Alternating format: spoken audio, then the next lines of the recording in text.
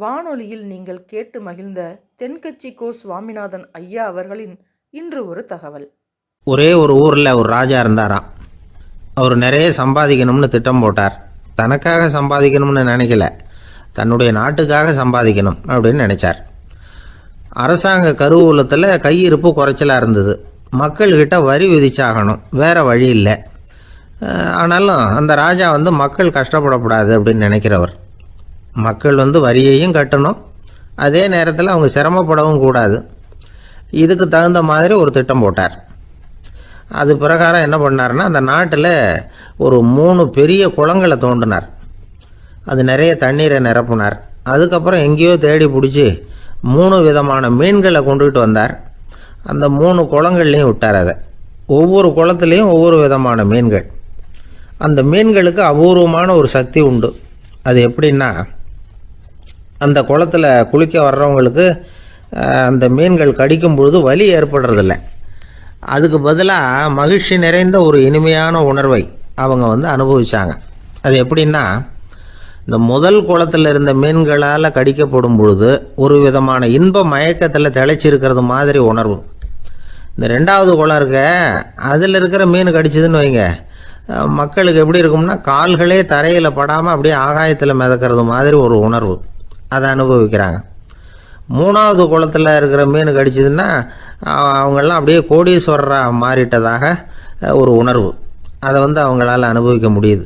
இப்படி ஒரு அபூர்வமான மீன் அது, அந்த 3 வகை.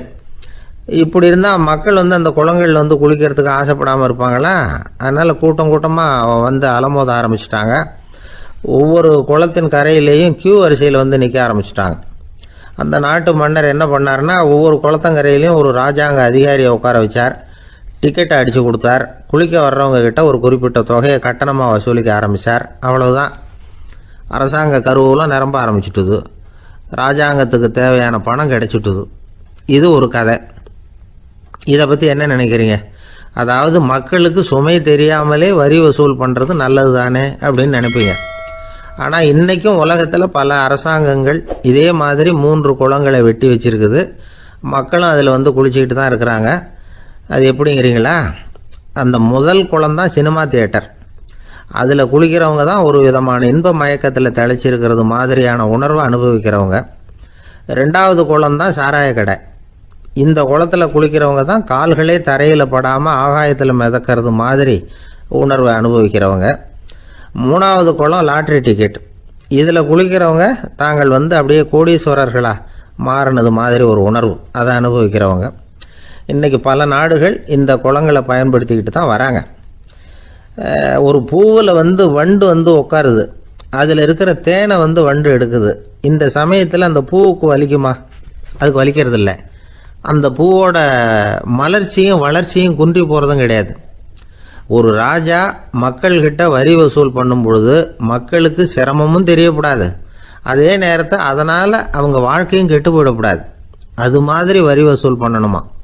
இது காளிதாசனின் ரகுவம்சத்தில் காணப்படுகிற ஒரு கருத்து. ஒரு சின்ன குழந்தை தவறுதலாக ஒரு 25 காசு நாணயத்தை மூழ்கி விட்டுது. காசு வயத்துக்குள்ளே போயிட்டுது. அந்த குழந்தையோட தாய் உடனே குழந்தைய தூக்கிட்டு ஆஸ்பத்திரிக்கு புறப்பட்டாங்க. அப்போ அந்த பக்கமாக ஒருத்தர் வந்தார் தெருவில். என்ன விவரம்னு கேட்டார். இவங்க சொன்னாங்க, குழந்தை காசை முழுங்கிட்டுது, அதுதான் அவசரமாக ஆஸ்பத்திரிக்கு தூக்கிட்டு ஓடுறேன் அப்படின்னாங்க. அவர் சொன்னார், கவலைப்படாதம்மா, உடனே இப்படி கொடுங்க குழந்தைய அப்படின்னு கையில் வாங்கினார். ஒரு கையில் அந்த குழந்தையோட கால் 2ஐயும் பிடிச்சி தலைகீழாக தூக்கி பிடிச்சார். இன்னொரு கையால் அந்த குழந்தையோட வயத்தில் குறிப்பாக ஒரு இடத்துல அப்படியே தேடி அந்த சுட்டு விரலால் ஒரு இடத்துல பொட்டுன்னு தட்டினார். உடனே காசு அந்த குழந்தையோட வாய் வழியாக வெளியில் விழுந்துட்டுது. காசை எடுத்துக்கிட்டு, இந்தாங்கம்மா உங்கள் குழந்தை அப்படின்னார். ரொம்ப நன்றிங்க, நிச்சயமாக நீங்கள் ஒரு டாக்டராக தான் இருக்கணும், என்னுடைய யூகம் சரிதானே அப்படின்னாங்களாம் அந்த அம்மா. அதுக்கு அவர், இல்லைங்க, நான் ஒரு இன்கம் டேக்ஸ் ஆஃபீஸர், வருமான வரி அதிகாரி அப்படின்னு சொல்லிவிட்டு போனாராம். ஒரு நாள் ஒரு 10-15 பள்ளிக்கூடத்து பிள்ளைங்க தேடிட்டு வந்தாங்க. உங்களை பார்த்துட்டு தான் போகணும், அதுக்காக தான் வந்திருக்கோம்னாங்க. என்ன விஷயம்னு கேட்டோம். நாங்கள்லாம் கூடி ஒரு முடிவு பண்ணியிருக்கிறோம், அதை உங்கள்கிட்ட சொல்லணும் அப்படின்னாங்க. அதுவும் ஒரு வாண்டு பையன் அதை சொன்னான். என்ன முடிவு அது அப்படின்னு கேட்டோம் ரொம்ப ஆர்வமாக. அதை இப்போ சொல்ல மாட்டோம், எங்களுக்கு பிடிக்கிற மாதிரி ஏதாவது ஒரு தகவல் சொன்னால் அதுக்கப்புறம் நாங்கள் அதை சொல்கிறோம் அப்படின்னு அந்த வாண்டு பையன். சரி, சின்ன பையன்கிட்ட இன்றைக்கி வசமாக மாட்டிக்கிட்டோம் அப்படின்னு நினச்சிக்கிட்டு அவங்களுக்கு தகுந்த மாதிரி ஒரு கதை சொல்ல ஆரம்பித்தோம். அது என்ன கதைன்னா, ஒரு பெரிய காடு, அதில் பலவிதமான மிருகங்கள். அந்த காட்டுக்கு ஒரு சிங்கம் தான் ராஜா. எப்பவும் காட்டுக்கு அது தானே ராஜா. ஒரு பெரிய யானைக்கு இது பொறுக்கலை. என்ன இது, எப்போ பார்த்தாலும் இங்கே சிங்கத்துக்கே ராஜா பதவி கிடைக்கிது, நான்லாம் எவ்வளவு பலசாலியாக இருக்கிறேன், அப்படி இருந்தும் எனக்கு அந்த பதவி கிடைக்கலையே அப்படின்னு தனக்குள்ளே பொறுமிக்கிட்டே இருந்தது. ராஜா பதவியை நினச்சி ரொம்ப ஏக்கம், அதுக்கு பதவி மோகம். இந்த சமயம் பார்த்து ஒரு குள்ள நரி கூட்டம் அதை தேடிட்டு வந்தது. ஐயா பெரியவங்களே, நீங்கள் இந்த காட்டுக்கு ராஜாவாக இருக்க ஆசைப்படுறீங்க, அதில் ஒன்றும் தப்பு இல்லை. ஆனால் அதுக்கு முன்னாடி நீங்கள் எங்கள் கூட்டத்துக்கு கொஞ்ச நாள் தலைவராக இருங்க, அதாவது ராஜாவாக இருங்களேன், உங்களுக்கும் ஒரு ட்ரைனிங் கிடைச்சது மாதிரி இருக்கும் அப்படின்னு சொல்லியிருக்குது இந்த கூட்டம், குள்ள நரி கூட்டம். இதை கேட்ட உடனே யானைக்கு ரொம்ப சந்தோஷம் தாங்கலை. அதுதான் எப்போன்னு பதவிக்காக காத்துக்கிட்டு இருக்குதே. இருந்தாலும் கொஞ்சம் பிகுவோட, சரி நீங்கள்லாம் இவ்வளோ தூரம் என்னை தேடிட்டு வந்து கேட்கறதுனால மறுக்க முடியல அப்படின்னு ரொம்ப ஏதோ அவளுக்கு சிரமப்பட்டு ஒத்துக்கிறது மாதிரி ஒத்துக்கிட்டது. ஏதோ உங்கள் ஆசைக்கு கட்டுப்படுறேன், கொஞ்ச நாள் உங்கள் கூட்டத்துக்கு ராஜாவாக இருக்கிறதுக்கு சம்மதிக்கிறேன் அப்படின்னுது. உடனே அந்த யானை ராஜ நட போட ஆரம்பிச்சிட்டுது. யானை சாதாரணமாக நடந்தாவே எப்படி இருக்குங்கிறது நமக்கு தெரியும். அதுவே ராஜ நடந்தால் எப்படி இருக்கும் கற்பனை பண்ணி பாருங்கள். யானை முன்னாடி கம்பீரமாக போய்கிட்டு இருக்குது, தலைவர் இல்லையா, அதனால் குள்ள நரிகள்லாம் ரொம்ப அடக்கமாக அது பின்னாடி அணிவகுத்து போயிட்டு இருக்குது. ராஜா வாழ்க, மன்னர் வாழ்க அப்படின்னு கோஷம் வேற. யானைக்கு தலைகால் புரியல, அவ்வளவு சந்தோஷம். அந்த யானைக்கு செருக்கு, ஆணவம் எல்லாம் ஏற்பட்டு போச்சு. அதுக்கப்புறம் அது தரையை பார்க்குமா, நிமிர்ந்து நடக்க ஆரம்பிச்சுட்டுது. தரையை பார்க்குறதே இல்லை. அப்படி போயிட்டுருக்கிறப்போ ஒரு சதுப்பு நிலத்தில் திடீர்னு காலை வச்சுட்டுது. அவ்வளோதான், கால் உள்ளே போட்டுது. இன்னொரு காலை எடுத்து வச்சுது, அதுவும் உள்ளே போட்டுது. அந்த 2 காலையும் எடுக்கிறதுக்காக அடுத்த 2 காலையும் அழுத்துச்சு, அதுவும் உள்ளே போக ஆரம்பிச்சுட்டுது. இப்போ 4 காலம் வசமாக சேத்துல அழுந்தி போச்சு, எடுக்க முடியல. குள்ள நரிகள்லாம் அதை சுற்றி சுற்றி வந்தது. சிலது சுற்றி நின்று டான்ஸ் ஆட ஆரம்பிச்சுட்டுது யானையை பார்த்துட்டு. இதை யானை பார்த்தது. என்ன இது, தலைவர் நான் தவிச்சிக்கிட்டு இருக்கிறேன், தொண்டர்கள்லாம் சுற்றி நின்று வேடிக்கை பார்த்துக்கிட்டு இருக்கிறீங்க, டான்ஸ் ஆடுறீங்க அப்படின்னு கேட்டுதான். தொண்டர்களே, தலைவர் நான் தவிச்சிக்கிட்டு இருக்கிறது உங்களுக்கு தெரியலையா? இப்போ உடனே உங்கள் தலைவரை காப்பாற்ற வேண்டியது உங்கள் கடமை இல்லையா அப்படின்னு கத்துச்சான் அந்த யானை. குள்ள நரிகளில் ஒன்று முன்னாடி நின்று அந்த யானையை பார்த்து தான், தலைவரே எங்களுக்கு ரொம்ப நாளாக ஒரு ஆசை, அந்த ஆசையை நிறைவேற்றிக்கிறதுக்காகத்தான் உங்களை எங்கள் தலைவராக ஏற்றுக்கிறோம்னு சொன்னோம் அப்படின்னு தான். என்ன ஆசைன்னு கேட்டிருக்கு யானை. யானை கறி சாப்பிட்டு பார்க்கணுங்கிறது எங்களுக்கு ரொம்ப நாளாக ஆசை, அது இன்றைக்கி தான் நிறைவேற போகுது அப்படின்னு தான் அந்த நரி. இதை கேட்ட உடனே அந்த யானை அப்படியே மூர்ச்சி ஆகிட்டு தான். நரிகள்லாம் அது மேலே ஏறி குதற ஆரம்பிச்சுட்டு தான். பதவி மேலே இருந்த பேராசை அந்த பலசாலியான யானையையே மாட்டி விட்டுட்டுது பார்த்தீங்களா அப்படின்னு சொல்லி முடித்தோம் இந்த கதையை அந்த சின்ன பிள்ளைங்கக்கிட்ட. சரிங்க, இப்போ நாங்கள் உங்களை தேடி வந்த விஷயம் என்னங்கிறத சொல்லவா அப்படின்னா ஒரு வாண்டு பையன். சீக்கிரம் சொல்லு தம்பி, சஸ்பென்ஸ் தாங்கலை அப்படின்னோம். அவன் மெதுவாக எங்களை பார்த்து சொல்கிறான், எங்களுக்கு கொஞ்ச நாள் நீங்கள் தலைவராக இருந்தால் தேவலை அப்படின்னா. ஒரு ஊரில் ஒரு ஞானி இருக்கிறார், ரொம்ப பெரிய ஞானி, ரொம்ப வயசாகிட்டுது. கடைசி காலத்தில் அவர்கிட்ட சில பேர் வந்தாங்க. உங்கள் குரு யார் அப்படின்னு கேட்டாங்க. அவர் நிமிர்ந்து பார்த்தார். எனக்கு ஆயிரக்கணக்கான குருமார்கள் உண்டு, அவங்க பேரெல்லாம் சொல்லணும்னா இந்த காலம் பத்தாது, ஆனால் முக்கியமான ஒரு 3 பேரை பற்றி மட்டும் உங்களுக்கு சொல்கிறேன் அப்படின்னாராம். அப்புறம் சொன்னார், அந்த 3 பேரில் ஒருத்தன் ஒரு திருடன். ஒரு சமயம் ஒரு பாலைவனம் வழியாக நான் போய்கிட்டு இருந்தேன். அப்போது வழி தவறி போய் ஒரு கிராமத்துக்கு போயிட்டேன். அது இருட்டு நேரம், நடு ராத்திரி, ஊரே உறங்கி போச்சு.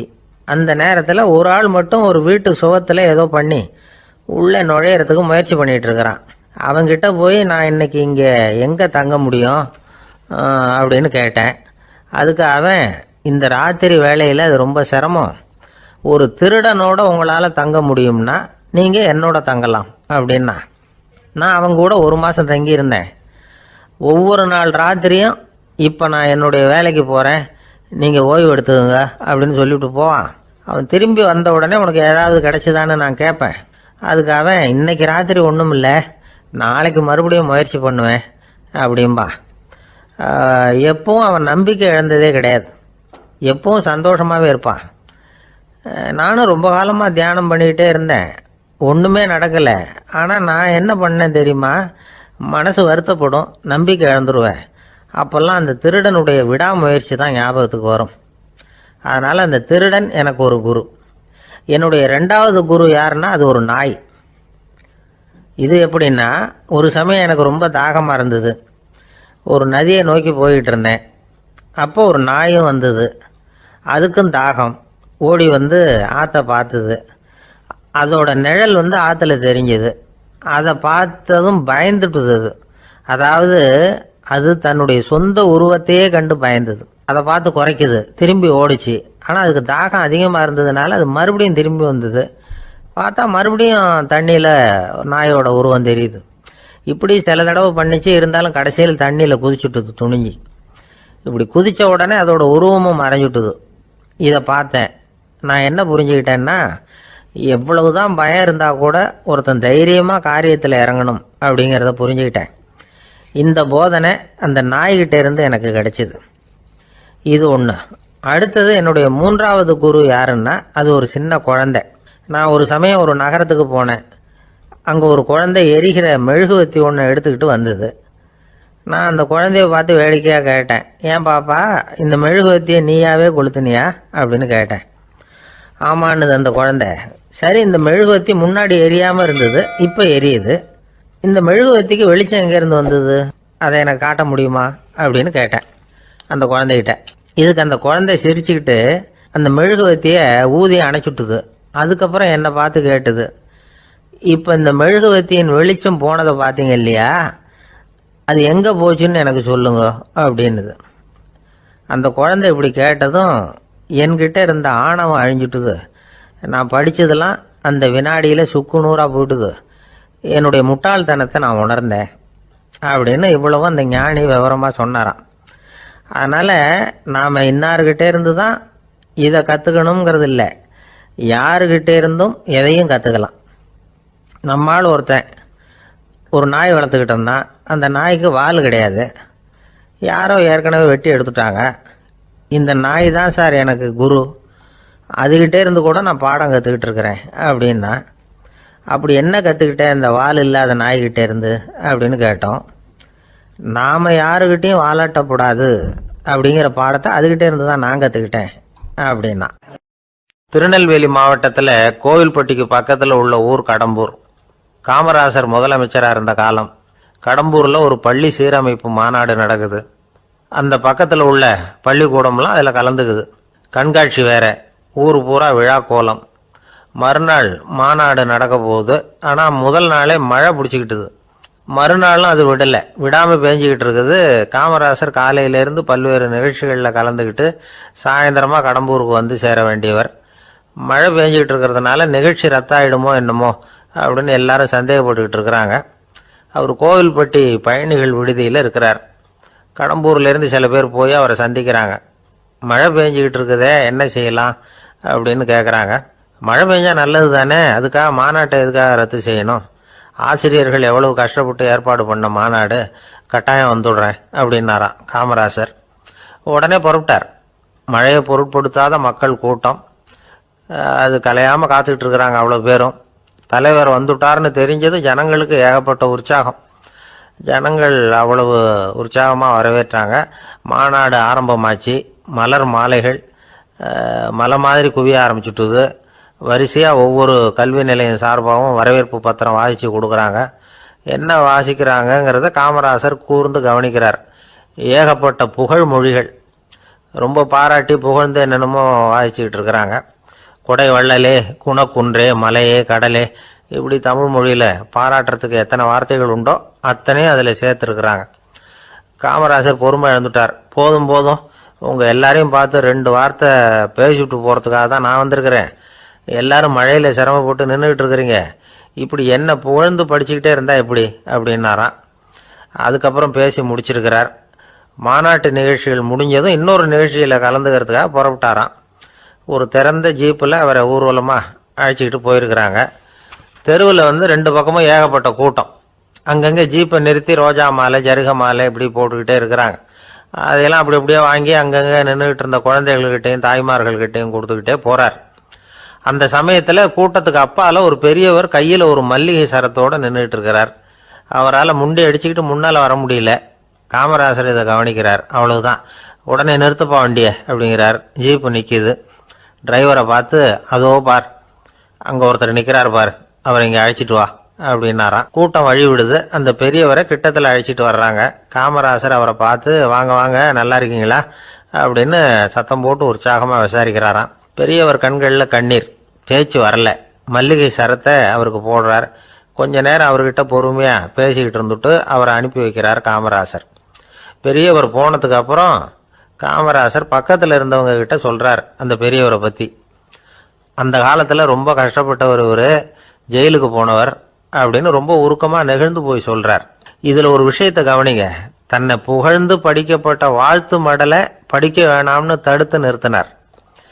எங்கேயோ ஒரு மூலையில் கையில் ஒரு 4 முழம் மல்லிகை சரத்தோடு ஒதுங்கி நின்றுக்கிட்டு இருந்த அந்த தொண்டரை அவ்வளவு பெரிய கூட்டத்துக்கு நடுவுலையும் தேடி கண்டுபிடிச்சி கிட்டத்தில் கூப்பிட்டு அவர் கொடுத்த அன்பு மாலையை வாங்கி கழுத்தில் போட்டுக்கிட்டார். அதுதான் காமராசர். தோல்விகள் கூட அவரை கொஞ்சம் கூட பாதித்ததில்லை. ஒரு பொது தேர்தலில் அவர் தோற்று போகிறார். தொண்டர்கள்லாம் அழறாங்க.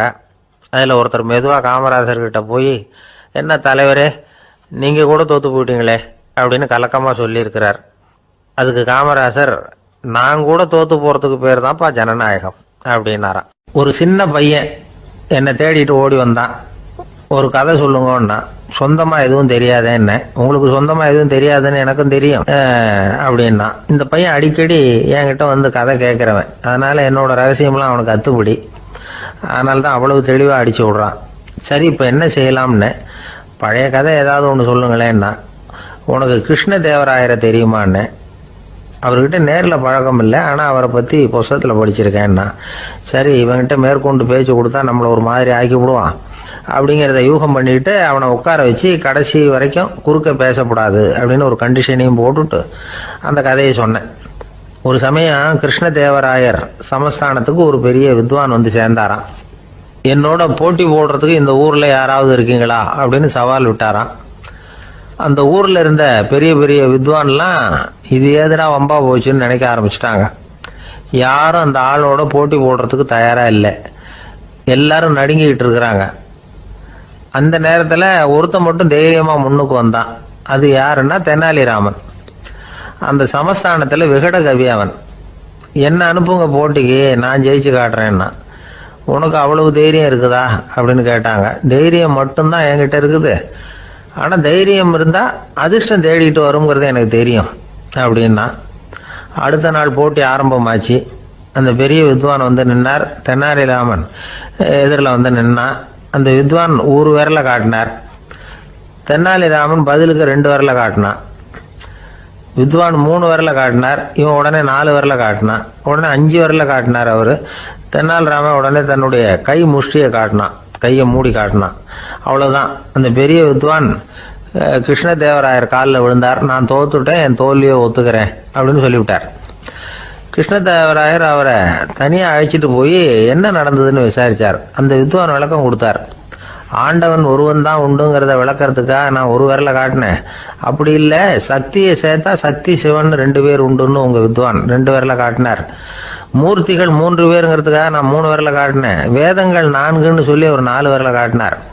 பஞ்சபூதங்கள் 5ன்னு நான் 5 விரலை காட்டினேன். அதையெல்லாம் அடக்கி ஆளணும்னு சொல்லி அவர் கையை மூடி உறுதியாக காட்டினார். அடடா, உங்கள் வித்வானுக்கு எப்பேற்பட்ட அறிவு, அவர் தான் ஜெயிச்சார், நான் தோத்துட்டேன் அப்படின்னார் அவர். அப்படி சொல்லிவிட்டு அவர் போயிட்டார். அதுக்கப்புறம் தெனாலிராமனை கூப்பிட்டு என்னப்பா நடந்தது அப்படின்னு கேட்டாராம். அதுக்கு தெனாலிராமன் விளக்கம் கொடுத்துருக்குறான். அவன் முதல்ல என்னை கொன்னுடுவேன்னு அந்த வித்வான் ஒரு விரலை காட்டினான். உடனே ஒரு 2 கண்ணையும் தோண்டி விடுவேங்கிறதுக்காக நான் 2 விரலை காட்டினேன். உனக்கு நாமம் போட்டுருவேன்னு சொல்லி 3 விரலை காட்டினான். அதை அழிச்சிருவேன்னு 4 விரலை காட்டினேன். உன்னை அரைஞ்சிருவேன்னு அவன் 5 விரலை காட்டினான். நான் உங்களை குத்தி போடுவேன்னு சொல்லி கையை மூடி காட்டினேன் அப்படின்னா. இப்போ பாருங்க, ஜெயிச்சது யார்? தைரியம் மட்டும் இருந்துட்டா அதிர்ஷ்டம் தானாக தேடி வருங்கிறது எவ்வளவு உண்மையாக போச்சு. அதனால் நாம் எப்பவும் தைரியமாக இருக்கணும்னு சொல்லிவிட்டு என் எதிரில் கதை கேட்டுட்டு உட்காந்துருந்த சின்ன பையனை பார்த்தேன். அவன் என்னை நிமிர்ந்து பார்த்தான். அவன் தன்னோட கை கால் ரெண்டையும் ஒரு மாதிரியாக என் முன்னால் தூக்கி 20 விரலை காட்டினான். எனக்கு ஒன்றும் புரியல. இதுக்கு என்னப்பா அர்த்தம்னு கேட்டேன். இதே கதையை இதுக்கு முன்னாடி என்கிட்ட 20 தடவை நீங்கள் சொல்லியிருக்கீங்கன்னு அர்த்தம் அப்படின்னா. அமெரிக்க ஜனாதிபதி ஆப்ரஹாம் லிங்கன் ஒரு நாள் தன்னோட கோச்சு வண்டியில் தலைநகரான வாஷிங்டனுக்கு போயிட்டு இருக்கிறார். கோச்சு வண்டி ஒரு சாலையில் போயிட்டு இருக்கு. அந்த சாலைக்கு ஒரு பக்கத்தில் பயங்கரமான சதுப்பு நிலம். சதுப்பு நிலம்னா அது புதைகுழி, புதை மணல்ங்கிறோம்ல, அது மாதிரி. அந்த சதுப்பு நிலத்தில் யாராவது மாட்டிக்கிட்டா அவ்வளோதான், ஆளை கொஞ்சம் கொஞ்சமாக உள்ள அமுக்கிவிடும். தப்பிச்சு கரையேறது கஷ்டம். அப்படிப்பட்ட நிலம் அது. ஆப்ரஹாம் லிங்கன் ஏதோ ஒரு முக்கியமான அரசாங்க வேலையாக போயிட்டு திரும்பி வந்துகிட்டு இருக்கிறார். அதனால் அந்த சமயத்தில் அவர் விலை வசந்த ஆடைகளை அணிஞ்சிருக்கிறார். அப்படி அவர் அந்த கோச்சு வண்டியில் வந்துகிட்டு இருக்கிறாரு. அந்த சமயத்தில் ஒரு காட்சி அவர் கண்ணில் பட்டுட்டுது. என்ன தெரியுமா? ரோட்டுக்கு பக்கத்தில் இருந்த சதுப்பு நிலத்தில் ஒரு இளம் பன்றி குட்டி சிக்கிக்கிட்டு தவிச்சிக்கிட்டு இருக்குது. பரிதாபமாக கத்திக்கிட்டு இருக்குது. அதை பார்த்தார் லிங்கன். அவருக்கு என்ன மாதிரி ஆயிட்டுது. உடனே வண்டியை நிறுத்த சொன்னார். கீழே இறங்கினார். தன்னோட விலை வசந்த ஆடைகளை பற்றி லட்சியம் பண்ணவே இல்லை. தனக்கே ஆபத்து வரலாம்ங்கிறத பற்றியும் கவலைப்படலை. தான் ஒரு குடியரசுத் தலைவருங்கிறத பற்றியும் அவர் நினச்சி பார்க்கல. நேராக அந்த சதுப்பு நிலம் பக்கமாக போனார். அந்த சேத்துல இறங்கி பன்றிக்குட்டியை காப்பாற்றி கரைக்கு கொண்டுட்டு வந்து சேர்த்துட்டார். அதுக்கப்புறம் நிம்மதியாக கோச்சு வண்டியில் ஏறி வெள்ள மாளிகைக்கு வந்து சேர்ந்தார். ட்ரெஸ்ஸு, உடம்பு பூரா சேறு சகதி. பார்க்குறவங்களுக்கெல்லாம் ஆச்சரியமாக போச்சு. அவங்களுக்கு ஒன்றும் புரியல. இவர் நேராக ட்ரெஸ்ஸு மாற்றிக்கிறதுக்காக போனார். கோச்சு வண்டி ஓட்டிகிட்டு வந்தவங்கிட்ட போய் எல்லாரும் கேட்டாங்க என்ன ஆச்சு அப்படின்னு. அவர் வர்ற வழியில் நடந்த விவரத்தை சொன்னார். ஆப்ரஹாம் லிங்கனுடைய இந்த இறக்க குணத்தை எல்லாரும் பாராட்டினாங்களாம், புகழ்ந்தாங்களாம். ஆனால் இதுக்கு லிங்கன் என்ன பதில் சொன்னார் தெரியுமா? தயவு பண்ணி இந்த புகழ்ச்சியான பேச்சையெல்லாம் ஒதுக்குங்க, அதெல்லாம் வேணாம். அந்த சின்ன பிராணி சகதியில் மாட்டிக்கிட்டு துடிச்சிக்கிட்டு இருந்தது, அதை பார்த்தேன். உடனே என்னுடைய இதயத்தில் ஒரு முள்ளு தைச்சது மாதிரி ஒரு உணர்வு. அந்த முள்ளை பிடுங்கி எறிஞ்சேன், அவ்வளவுதான். உண்மையில் அந்த பிராணிக்கு நான் உதவினேங்கிறத விட எனக்கு ஏற்பட்ட இன்னலை போக்கிக்கிட்டேன் அப்படிங்கிறது தான் உண்மை. அதுதான் பொருத்தம். அப்படி இருக்கிறப்போ இதில் புகழறதுக்கு என்ன இருக்குது அப்படின்னாரு ஆப்ரஹாம் லிங்கன். எவ்வளவு யதார்த்தமான வார்த்தைகள் பாருங்க. இந்த காலத்தில் நம்மளையும் பல பேர் அப்படி உண்டு. நீச்சல் தெரியாத ஒரு ஆள் தண்ணியில் இறங்கிட்டான். தண்ணி ஆழங்கிறது அப்புறமா தான் தெரிஞ்சுது. தத்தளிக்க ஆரம்பிச்சுட்டான். வாழ்னு கத்துறான். கரையில் நின்றுட்டு இருந்த ஒருத்தர் இதை பார்த்தார். உடனே அவருக்கு இதயத்தில் முள்ளு தைச்சது மாதிரி ஒரு உணர்வு. உடனே குபீர்னு தண்ணியில் பாஞ்சார். அவரை காப்பாற்றி கரைக்கு கொண்டுட்டு வந்து சேர்த்தார். இதை பார்த்துக்கிட்டு இருந்த இன்னொருத்தர் காப்பாற்றின அந்த ஆளை பாராட்டி புகழ்ந்தார். என்ன புகழாதீங்க சார் அப்படின்னார் அவர். ஏன்னு கேட்டார் இவர். நான் அந்த ஆளை ஏன் காப்பாற்றினேன் தெரியுமா? அவன் நேற்றுக்கு என்கிட்ட 300 ரூபா கடன் வாங்கியிருக்கிறான். இவன் தண்ணியில் போட்டான்னா நான் கொடுத்த கடனும் தண்ணியில் போடும். அதனால தான் விழுந்து காப்பாற்றினேன் அப்படின்னா அந்த ஆள். ஒரு குரு, இளம் சீடர்கள் எதிரில் உட்காந்துருக்கிறாங்க. குரு பாடம் நடத்திக்கிட்டு இருக்கிறார். சீடர்களுக்கு ஒரு ஆசை, அதாவது ஒரு முக்கியமான மந்திரத்தை நம்ம குருநாதர்கிட்ட இருந்து கற்றுக்கணும் அப்படிங்கிறது அவங்க ஆசை. அது என்ன மந்திரம்னா, இறந்தவரை உயிர்ப்பிக்கக்கூடிய புனித மந்திரம். அதாவது செத்தவங்களுக்கு மீண்டும் உயிர் உண்டாக்குகிற மந்திரம். குருவே, தயவு பண்ணி அந்த மந்திரத்தை எங்களுக்கு உபதேசிக்கணும் அப்படின்னு கேட்டாங்க. அது ரொம்ப ஆபத்தானது, அது என்னத்துக்கு உங்களுக்கு வேண்டாமேன்னாராம் குரு. எங்களுடைய நம்பிக்கை உறுதிப்படுறதுக்காகத்தான் கேட்குறோம், வேற ஒன்றும் இல்லை அப்படின்னாங்களாம் சீடர்கள். பக்குவப்படாத அறிவுங்கிறது ரொம்ப ஆபத்தானது அப்படின்னாராம் குரு. இது சீடர்களுக்கு புரியல. அது எப்படிங்க பக்குவப்படாத அறிவு ஆபத்தானதுன்னு சொல்றீங்க, அப்படின்னா என்ன அப்படின்னு கேட்டிருக்காங்க சீடர்கள். குரு அதுக்கு விளக்கம் கொடுத்தாராம். அந்த மந்திரத்தை எப்போ பயன்படுத்தணுங்கிறது முக்கியம். அதை அறியக்கூடிய ஞானம் ஏற்படுகிற வரைக்கும் அதை தெரிஞ்சுக்காம இருக்கிறது தான் நல்லது, இல்லைன்னா ஆபத்துன்னாராம். ஆனால் அந்த சீடர்கள் அதை கேட்குற மாதிரி இல்லை, ரொம்ப பிடிவாதம் பண்ண ஆரம்பிச்சுட்டாங்க. சரி வாங்க சொல்கிறேன்னார் குரு. எல்லாரும் வந்தாங்க. அந்த புனித மந்திரத்தை அவங்களுக்கு ரகசியமாக உபதேசம் பண்ணார். உபதேசம் பண்ணிவிட்டு அவங்களுக்கு எச்சரிக்கையும் கொடுத்தார். இந்த மந்திரத்தை நல்லா ஆராய்ச்சி பார்த்ததுக்கு அப்புறம் தான் உச்சரிக்கணும். அவசரப்பட்டு எதுவும் செஞ்சிடக்கூடாது அப்படின்னு ஒரு தடவைக்கு பல தடவை எச்சரிக்கை கொடுத்தார். சரின்னு சொல்லிவிட்டு அவங்கெல்லாம் மந்திரத்தை கற்றுக்கிட்டு எழுந்திரிச்சு போயிட்டாங்க. ஒரு நாள் அந்த சீடர்கள் எல்லாம் மணற்பாங்கான இடத்துல அப்படியே நடந்து போயிட்டு இருக்கிறாங்க. ஒரு பாலைவன பகுதி மாதிரி ஒரு இடம். அங்கே ஒரு இடத்துல எலும்புகள் குவியலாக கிடந்தது.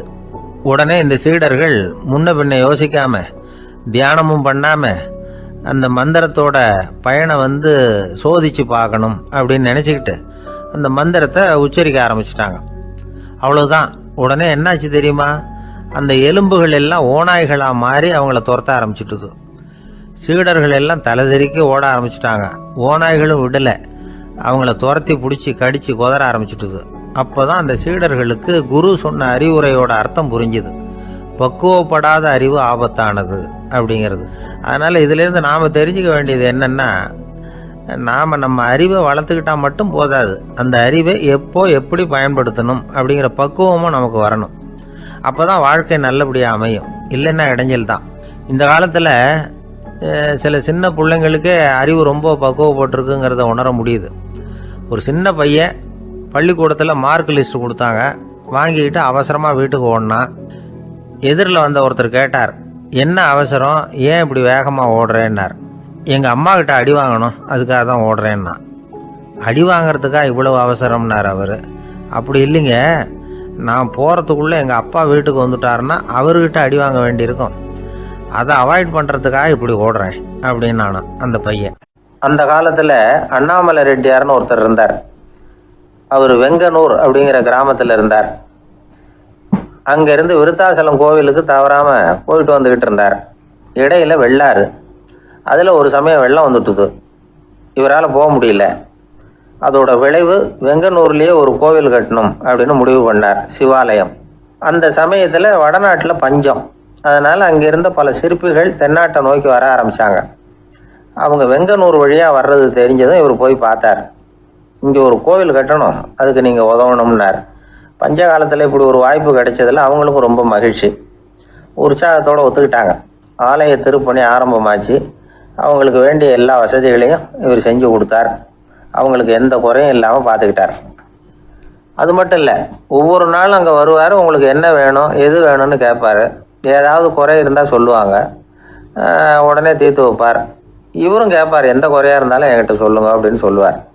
அதை தவிர இவராகவே கவனிச்சும் அவங்களுக்கு என்னென்ன தேவைங்கிறத கண்டுபிடிச்சி அதையெல்லாம் கொடுத்துக்கிட்டு இருப்பார். என்ன தேவைன்னாலும் அதை நிறைவேற்றி வச்சுருவார். அந்த சிற்பிகளின் தலைவன் ஒருத்தன், அந்த ஆளுக்கு வெத்தலை பாக்கு போடுறது பழக்கம். இதை தெரிஞ்சுக்கிட்டு அதுக்காகவே ஒரு ஆளை ஏற்பாடு பண்ணார். வேணுங்கிறப்போலாம் நீ வெத்தலை சிவல் மடித்து கொடுக்க வேண்டியது உன் வேலை அப்படின்னு ஒருத்தனை ஏற்பாடு பண்ணிட்டார். இப்படியெல்லாம் செஞ்சதும் அவங்களுக்கும் ரொம்ப உற்சாகம். ரொம்ப பொறுப்பாக சிற்ப வேலைகளை செஞ்சுக்கிட்டு இருக்கிறாங்க. ஒரு நாள் என்னாச்சு தெரியுமா? அந்த சிற்பிகளின் தலைவன் ரொம்ப நுணுக்கமாக ஒரு வேலையை செஞ்சுக்கிட்டு இருக்கிறான். சாரம் போட்டு அது மேலே படுத்துக்கிட்டு அண்ணாந்து பார்த்து உச்சியில் நுணுக்கமான சிற்பங்களை உருவாக்கிக்கிட்டு இருக்கான். சிற்பியின் கவனம் செதறப்படாதுங்கிறதுனால இவர் மெதுவாக சத்தம் போடாமல் கிட்ட போய் நின்று அதை கவனிச்சிக்கிட்டு இருக்கிறார். அந்த சிற்பி வழக்கம் போல் வெத்தலை பாக்குக்காக இடது கையை கீழே நீட்டினான். அந்த சமயம் பார்த்து அவருக்கு தாம்பூலம் கொடுக்குறவன் அங்கே இல்லை, எங்கேயோ போயிருக்கிறான்.